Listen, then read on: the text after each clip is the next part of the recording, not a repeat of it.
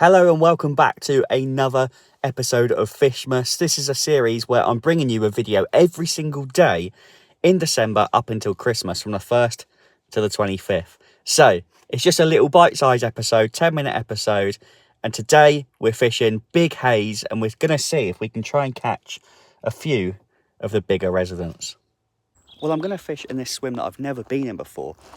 As you come down the sort of stony gravel path, you turn left into Big Haze, take the first left, and it must be peg one. It's right butted up against an island. There's been no one in here overnight, so it might be a good option. And to be fair, it's the only option, but I'm trying to be positive about it.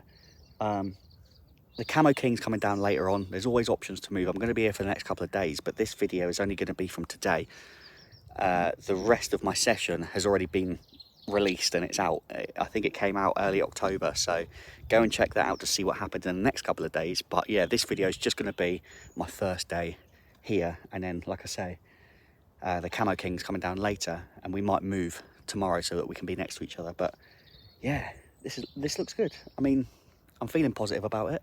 I've got 3 rods and yeah, I think I'm going to whip 2 out on solid bags, 1 on a zig, and see if we can have something. Whoa, it doesn't get much simpler than this. I've got my wrapping sticks here just so I can measure out how far to cast.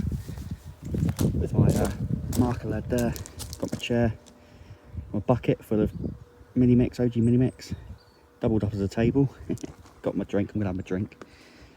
And I've got my tackle bag, my rods are there, billy's there, my net on the right hand side. You guys know I need to have my net on that side. If my net isn't on the right hand side, slightly tipping left, then that's another good luck charm. I know we got Billy, but that's just something that I have to have, something that I have to do. Spare bucket, spare water, which I should probably put in the shade, to be honest. It's a lovely day. I think we're meant to have a bit of rain, but I've got the unhooking mat there as well, and that's it. But I have got the helicopter in the car. I know it hasn't made an appearance for a long time, but at the moment we don't really need it. I'm gonna sit down,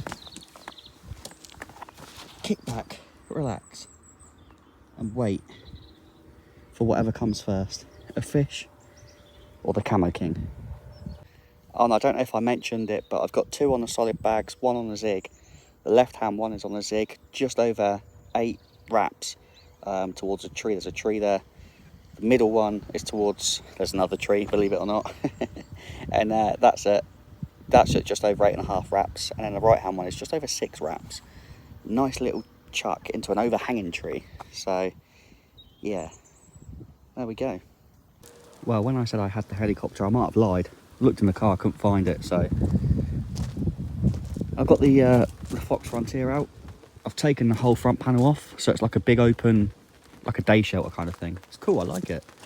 Nothing but good things to say about this bivvy. Absolutely love it. But right now, I'm going to hide inside it because I'm going to get absolutely soaked. I was speaking too soon, wasn't I? Saying about how nice the weather was. And I had to be reminded that actually, I'm in England.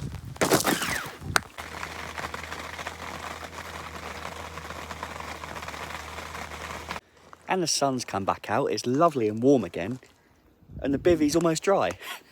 It's literally changing like the weather, but the rods have been out for a few hours and we've not had a sniff. So I'm really hoping that this Fishmas doesn't just continue my poor run of blanks that I've had leading up to winter. Oh, please, please, please, can something change? Please.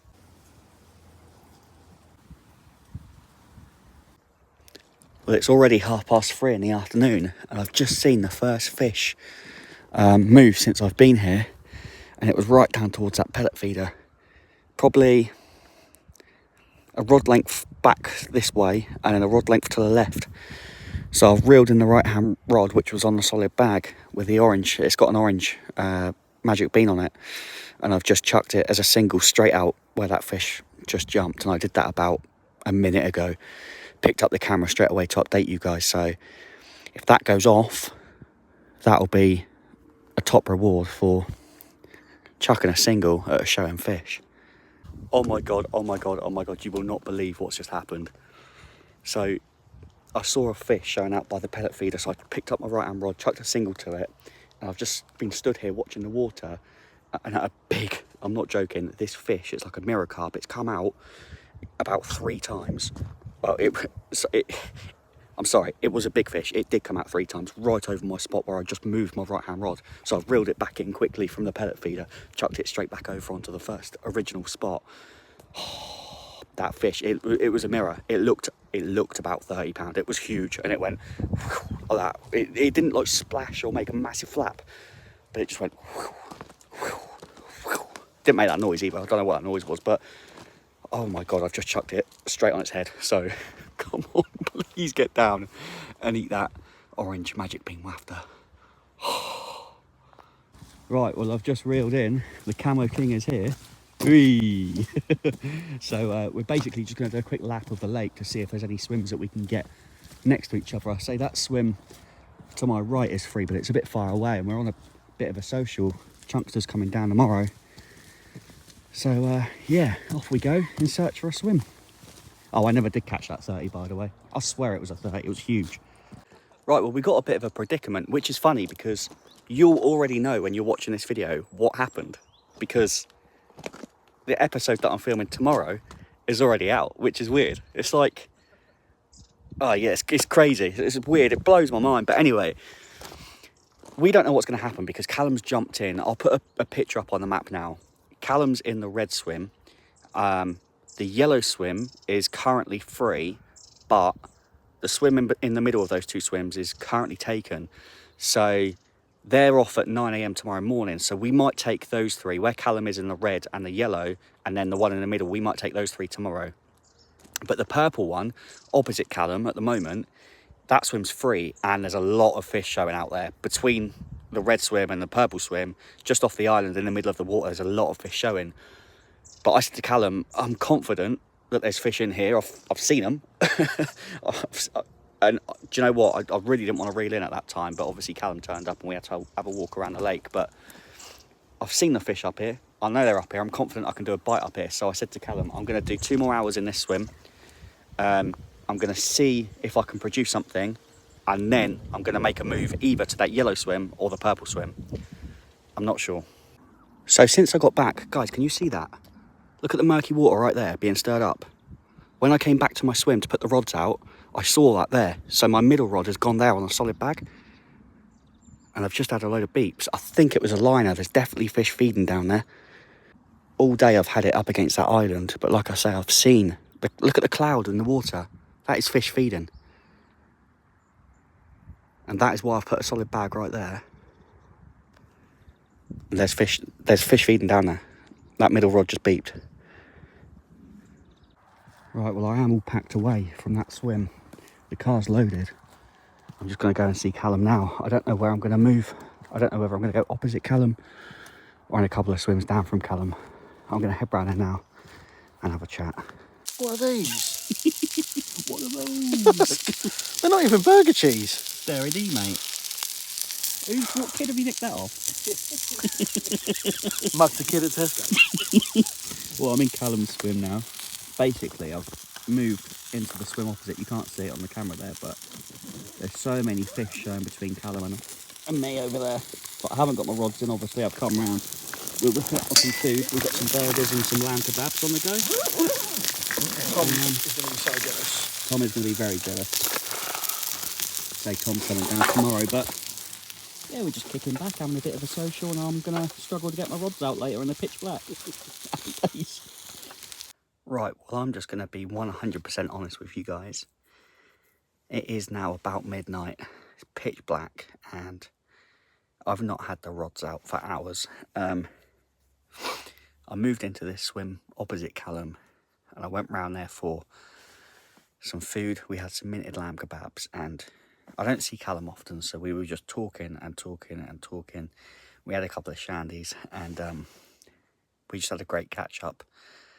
I was just sat there in his swim with him and the guy that's fishing to the left of him, called Spencer. Really nice guy, and we were just chatting for ages. So yeah, that's how it is. I've come back to this swim now. It's absolutely pitch black. I can't see anything. Even though I've got this head torch on, it's really misty out. It's very cold. I've just pub chucked all 3 rods out. Left hand one's on a zig, about 3.5 foot. The middle one and the right hand one are on solid bag rigs with magic beans. In fact, actually, the right hand one has got a solid bag on it, and it's actually an OG fish wafter. The middle one is a magic bean. I think it's a yellow, or is it a pink? Anyway, regardless, it's gone out there as a single. And yeah, there was lots of fish showing out in front of me, but genuinely just happy to spend time speaking to Callum and Spencer and just having a few drinks and enjoying each other's company, really. So that's it. It's about midnight now. All 3 rods are out. I'm going to get some shut-eye, and if we don't have anything through the night, I'll see you in the morning. Well, good morning. I've just woken up. Well, I say just woken up. I've been awake about an hour or so.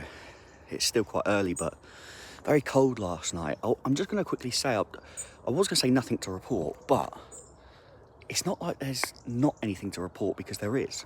Something very strange happened. I had a run on my right-hand rod, and I got to it and I picked it up, and as I sort of like started to reel and pull it in, I felt like some sort of resistance. It didn't feel like a fish, or I don't know what it felt like. It felt like a snag. And I've carried on reeling. It's just come back in, and I've lost everything, my rig and everything. It's just gone, and I've just reeled in an empty line. So I don't know whether, well, the only explanation is I've been done. A fish has obviously picked up the bait, gone straight into a snag, and done me. But it all happened so quick, it was weird. But if I didn't show you yesterday, because I'm not sure if I did, because it was everything went a bit crazy. I'm going to show you where I am, what I'm doing, and I'm going to be here for a few hours. The guy next to Callum's left, he is off at 1 o'clock this afternoon, so I'm going to jump in there and I'll be there for 24 hours. So yeah, gutted, because I had a run and we've been waiting ages for that. But yeah, nothing to report.